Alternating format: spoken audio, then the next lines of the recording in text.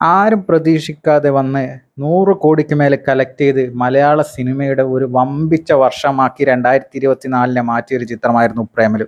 നസ്ലയും മമിത ബൈജുവും ഒന്നിച്ച ചിത്രം ഗിരീഷ് ഏടി ആയിരുന്നു സംവിധാനം ചെയ്തിരുന്നത്. ഗിരീഷ് ഏടിയുടെ എല്ലാ ചിത്രങ്ങളും വമ്പൻ സക്സസ് ആയിരുന്നു. അതിന് തുടർച്ചയായി വന്ന പ്രേമലുവും ഗംഭീര സക്സസ് ആയി മാറിയിരിക്കുകയാണ്. റൊമാൻറ്റിക് കോമഡി എൻ്റർടൈനർ എന്ന രീതിയിൽ എല്ലാ മേഖലയിലും, ഇന്ത്യയിലെ സർവ്വ മേഖലയിലും വിദേശത്തുമായിക്കോട്ടെ ഗംഭീര കളക്ഷൻ നേടി മുന്നേറിയ ഒരു ചിത്രമായിരുന്നു. 129 കോടിയോളം രൂപയാണ് ചിത്രം ഇതുവരെയായിട്ട് തിയേറ്ററിൽ നിന്ന് മാത്രം കളക്ട് ചെയ്തിരിക്കുന്നത്. ഇപ്പോഴിതാ ചിത്രത്തിൻ്റെ OTT റിലീസ് ഡേറ്റ് അനൗൺസ് ആയിരിക്കുകയാണ്. നമ്മുടെ സ്വന്തം ഡിസ്നി പ്ലസ് ഹോട്ട്സ്റ്റാർ ആണ് ചിത്രത്തിൻ്റെ OTT ഡിജിറ്റൽ സാറ്റലൈറ്റ് അവകാശം സ്വന്തമാക്കിയിരിക്കുന്നത്.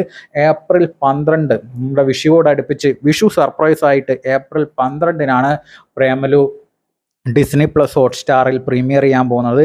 ഏപ്രിൽ 12 തൊട്ടിട്ട് നമുക്ക് പ്രേമലു നമ്മുടെ സ്വന്തം ഡിസ്നി പ്ലസ് ഹോട്ട്സ്റ്റാർ കാണാൻ സാധിക്കുന്നതാണ്. 100 കോടിക്ക് മേലെ 2024 ആദ്യ ചിത്രമാണ്. തുടർച്ചയായിട്ട് ഇപ്പോൾ മഞ്ഞുമ്മൽ ബോയ്സ് വന്നു, അതിനുശേഷം ഭ്രമയുഗം 50 കോടിക്ക് മേലെ കളക്ട് ചെയ്ത് ഇപ്പോഴിത് ആട് ജീവിതം പോലും 100 കോടിക്ക് മേലെ കളക്ട് ചെയ്യാൻ പോവുകയാണ്. 4 ദിവസം കൊണ്ട് 50 കോടി കളക്ട് ചെയ്ത് റെക്കോർഡ് സൃഷ്ടിച്ചു കൊണ്ടിരിക്കുകയാണ് ആട് ജീവിതം.